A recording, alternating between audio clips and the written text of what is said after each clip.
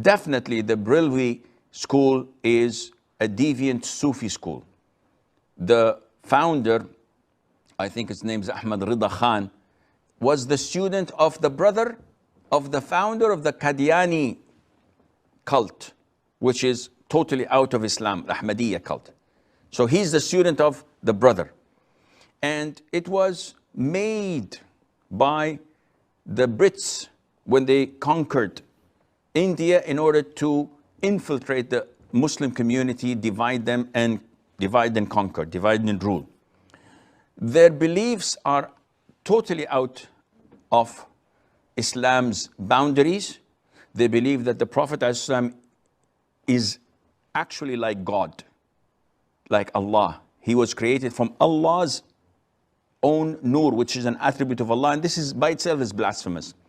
They believe that he's Hazir Nazir, that he's controlling the whole universe and he sees every spot in the universe like when we look at the palm of our hands.